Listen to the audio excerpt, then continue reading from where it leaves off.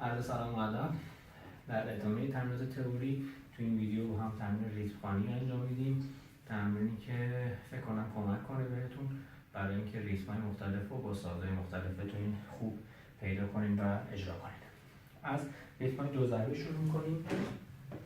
دو ضربی ساده، 2/4.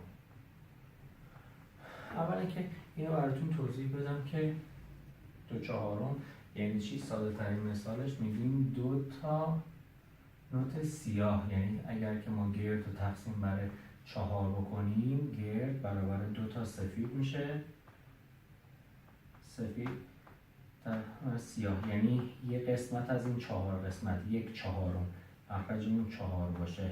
این 4 نشون میده که سیاه هست نوتای داخل میزان اون اکثریتش. حالا 2/4 2 تا نوت سیاه داخل هر میزان وجود داره.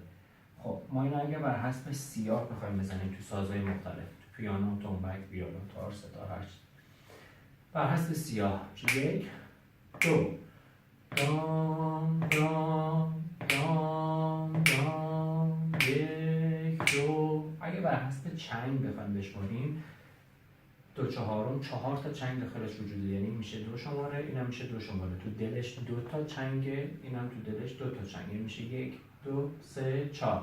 1 2 3 4 دام. پس میشه دام دام دام دام دام دام. بر حسب چنگ، بر حسب سیاه که میشه دام دام دام دام. بر حسب چنگ دام دام دام دام دام دام. 2 تا میخوره. حالا اگه یه چنگ اضافه کنیم، یعنی سیاه رو برداریم 2 تا چنگ بزنیم، بر حسب سیاه اگه بخوایم بشماریم میشه دام دام دام دام دام دا دا. بر حسب سیاه دام دا دا دام دا دا. تو هر یه شمارمون 2 تا داریم میزنیم. دام دام دام دا دا دام دا دا دام دا دا دام دا دا. 1 2 3 4 دام دا دا دام دا دا دام دا دا. چنگ باشه بخونیم. سیاه 1 2 دا دا دا دا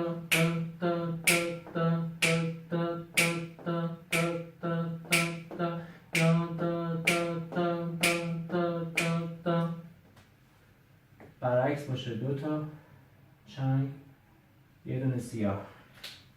دا دا دام دا دا دام دا دا دام. سر هم 1 2 دام دام دام دا دا دا دا دا دا دا دام.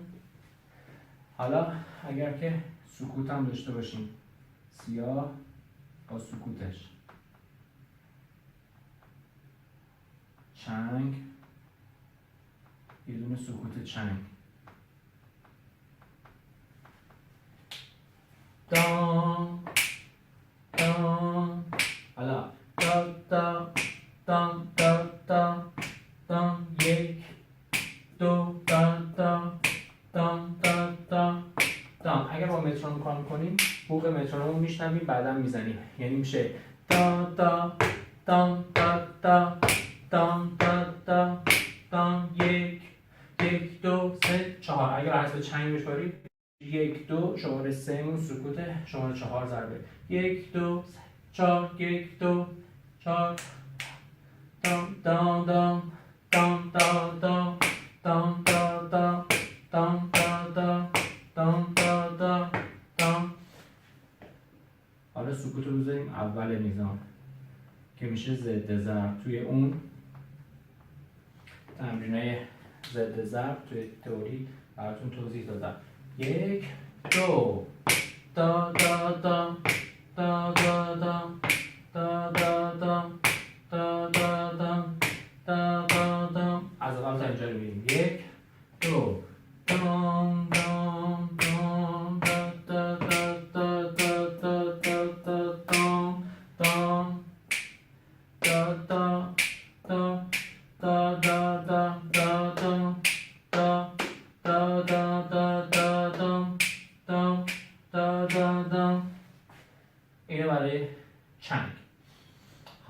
اگر که دولاچنگ هم بهش اضافه بشه چطور خواهد شد؟ به خاطر اینکه حجم ویدیو زیاد نشه تو ویدیو بعدی براتون دولاچنگ رو هم توضیح خواهم داد.